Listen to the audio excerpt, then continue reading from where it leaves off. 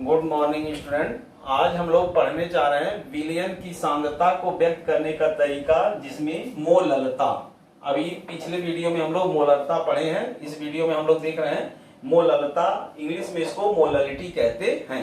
अब पहले हम लोग देखेंगे मोललता क्या होती है। वास्तव में मोललता विलयन की सांद्रता को व्यक्त करने का एक तरीका है। इसमें क्या होता है कि 1 किलोग्राम विलायक लिया जाता है। विलायक जो है 1 किलोग्राम होना चाहिए। 1 किलोग्राम विलायक में विलेय पदार्थ के मोलों की संख्या ही विलयन की मोललता कहलाती है।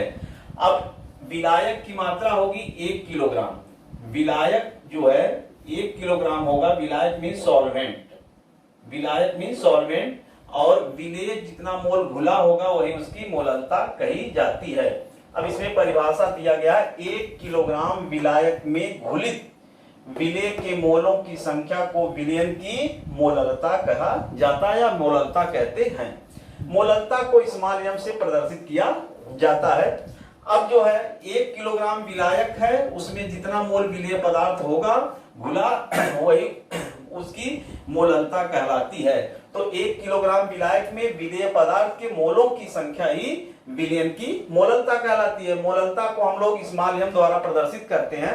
अब मोललता बराबर होता है विलेय के मोलों की संख्या बटे विलायक का द्रव्यमान, लेकिन यह किलोग्राम इकाई में होना चाहिए। क्या है? मोललता बराबर विलेय के मोलों की संख्या बटे विलायक का द्रव्यमान, लेकिन यह किस इकाई में? किलोग्राम में होना चाहिए। मान लिया जाए कि किसी विलयन में जो विलेय है, किसी विलयन में विलेय की मात्रा स्मॉल w ग्राम है। अगर मान लिया जाए किसी विलयन में विलेय की मात्रा स्मॉल w ग्राम है और विलायक की मात्रा कैपिटल W ग्राम है, कैपिटल W ग्राम है। विलेय स्मॉल w और विलायक जो है ये विलेय हो गया। विलेय मतलब सॉल्यूट और विलायक मतलब सॉल्वेंट। विलायक की मात्रा विलायक की मात्रा कैपिटल W ग्राम और विलेय हो गया स्मॉल w ग्राम। अगर मान लिया जाए किसी विलयन में स्मॉल w ग्राम विलेय है और कैपिटल W ग्राम विलायक उसमें है। अब किसी विलयन में स्मॉल w ग्राम विलेय है और कैपिटल W ग्राम विलायक है तथा विलेय का अणुभार m डैश है। अगर कोई कैपिटल W ग्राम विलायक था, उसमें स्मॉल w ग्राम विलेय जो घोला गया है, जो विलेय है उसका अणुभार m है, तो मोललता अगर हम लोग निकालते हैं तो मोललता बराबर हो जाएगा विलेय के मोलों की संख्या, तो विलेय की मात्रा ग्राम में और उसके बटे विलेय का अणुभार या मोलर द्रव्यमान। तो विलेय की मात्रा बटे विलेय का अणुभार और इन सब के बटे विलायक का द्रव्यमान, लेकिन ये किलोग्राम इकाई में होना चाहिए। अब जब हम लोग प्रश्न सॉल्व करते हैं तो ये विलायक का जो द्रव्यमान है वो किलोग्राम में न होकर के वो ग्राम में होता है। तो अगर हम लोग इसको किलोग्राम में बदलते हैं तो 1000 से भाग दे करके इसको किलोग्राम में बदल लिया जाता है। तो मोललता बराबर हो जाएगा, ये हो गया विलेय के मोलों की संख्या यानी विलेय की ग्राम मात्रा ग्राम में और बटे विलेय का अणुभार, ये दोनों मिला करके मोल में बदल जाता है, और बटे विलायक का द्रव्यमान है वो ग्राम में है। अब उसको 1000 से भाग दे करके इसको किलोग्राम में बदल लिया जाएगा। इसको आगे हम लोग सिंप्लीफाई करेंगे तो m बराबर हो जाएगा, यानी मोललता बराबर स्मॉल w इंटू 1000 अपान m dash into capital W। अब इसमें स्मॉल m जो है ये विलयन की मोललता है, स्मॉल w विलेय की मात्रा है, लेकिन वो ग्राम इकाई में होनी चाहिए। विलेय की मात्रा स्मॉल w है वो ग्राम इकाई में होना चाहिए। m डैश विलेय पदार्थ का अणुभार है और कैपिटल W विलायक का द्रव्यमान है, वो भी ग्राम इकाई में होना चाहिए, क्योंकि ये जो है ग्राम में रहेगा, तब ये ग्राम में रहेगा। तो याद रहे कि हम लोग मोललता अगर फाइंड करना है यानी मोललता निकालना है तो विलेय की मात्रा मालूम होनी चाहिए, विलेय का अणुभार मालूम होना चाहिए और विलायक की मात्रा मालूम होना चाहिए, वो भी ग्राम इकाई में अगर है तो ठीक है, नहीं तो अगर किलोग्राम में है तो यहीं से ही हम लोग काम चला लेंगे। उसको जो है ग्राम में अगर रहेगा तो ये फॉर्मूला अप्लाई करेंगे और किलोग्राम में है तो यहीं से हो जाएगा मोललता निकालने का तरीका। हम लोग देखते हैं मोललता पर आधारित आंकिक प्रश्न। तो इसमें पहला प्रश्न है, एक लवण का अणुभार 60 है, इस लवण के 9 ग्राम को 250 ग्राम जल में घोला गया है, इस विलयन की मोललता की गणना कीजिए। तो इस विलयन की मोललता की गणना कैसे होगी, पहले तो हम देखते हैं मोललता बराबर क्या होता है। मोललता m इज इक्वल टू होता है small w into 1000 upon m dash into capital W इन ग्राम, यानी ग्राम में ये फॉर्मूला होता है। अब इसमें जो है हम लोग बात करते हैं कौन क्या स्मॉल w है, क्या कैपिटल W है, और उसके बाद जो है इस पर सवाल को लगाते हैं। तो इसमें है एक लवण है कोई, अब इस लवण का अणुभार दे रखा है पहले की 60 है, इस लवण के 9 ग्राम को, इस लवण का लिया गया है 9 ग्राम और इस 9 ग्राम को 250 ग्राम जल में घोला गया है। इस लवण के 9 ग्राम को 250 ग्राम जल में घोला गया है, तो इस विलयन की मोललता कितनी होगी। तो इसमें दिया है कि जो विलेय है उसकी मात्रा 9 ग्राम और विलायक की मात्रा 250 ग्राम। तो ये स्मॉल w होता है विलेय की मात्रा, कैपिटल W विलायक की मात्रा, और m डैश विलेय का अणुभार। तो विलेय का अणुभार m डैश पहले ही दे रखा है, तो इसमें स्मॉल w इक्वल टू हो जाएगा 9 ग्राम, यानी 9 ग्राम जो है स्मॉल w की वैल्यू हो गई, कैपिटल W की वैल्यू हो गई 250 ग्राम, कैपिटल W 250 ग्राम हो गया। उसके बाद m डैश जो घोला गया पदार्थ है उसका अणुभार, तो घोले गए पदार्थ का अणुभार पहले ही प्रश्न में दे रखा है, m dash is equal to हो जाएगा 60, m डैश की वैल्यू है 60। अब जो है मोललता हमको निकालनी है, यानी m is equal to question mark. अब इसमें स्मॉल w मिल गया 9 ग्राम, m डैश मिल गया 60, कैपिटल W मिल गया 250 ग्राम। कैपिटल W ग्राम में होना चाहिए, स्मॉल w ग्राम में होना चाहिए, दोनों ग्राम में है और अणुभार तो 60 है ही। अब इसमें इस वैल्यू को फार्मूले में रखते हैं, तो m इज इक्वल टू हो जाएगा 9 इंटू 1000 अपॉन 60 इंटू 250 250। अब इसको 250 को हम 1000 को 4 बार में काट देते हैं, और यहाँ पर जो है 3 के 9 और 3 दूनी 6 20 बार में 1 कट जाता है, 4 को 4 करने 4 4 पच्चे 20 ये हो गया।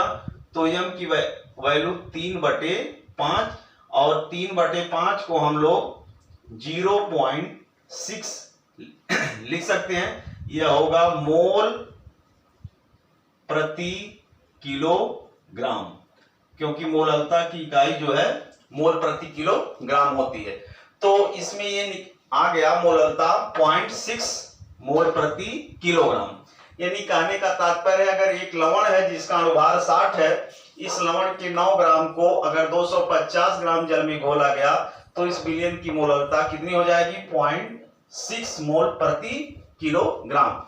अब इसमें बस यही है कि जो घोला गया है वो स्मॉल w हो गया, जिसमें घोला गया है वो कैपिटल W हो गया, m डैश अणुभार दे रखा है पहले ही 60, और ये वैल्यू रख करके और मोललता हम लोग निकाल सकते हैं, और ये मोललता आ गया 0.6। यानी अगर एक लवण है जिसका अणुभार 60 है, इसके 9 ग्राम को 250 ग्राम जल में घोला जाए तो इस विलयन की मोललता 0.6 मोल प्रति किलोग्राम होगी। हाँ, तो हम लोग अब मोललता से संबंधित दूसरा प्रश्न देख रहे हैं। प्रश्न क्या है, 10 ग्राम कास्टिक सोडा को 500 ग्राम जल में विलेय किया गया, विलयन की मोललता की गणना कीजिए।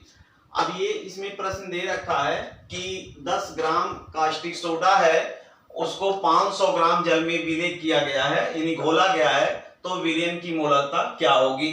तो विलयन की मोललता के लिए फॉर्मूला हम तो लोग पहले ही जान चुके हैं, m is equal to small w 1000 upon m dash into capital W, लेकिन कैपिटल W क्या होगा, इन ग्राम, यानी ग्राम में। ये फॉर्मूला होता है। अब इसमें कहा गया है कि 10 ग्राम कास्टिक सोडा लिया गया है, 10 ग्राम लिया गया है कास्टिक सोडा। कास्टिक सोडा का फॉर्मूला होता है NaOH, NaOH। 10 ग्राम कास्टिक सोडा को 500 ग्राम जल में घोला गया है। एक जल की मात्रा है 500 ग्राम।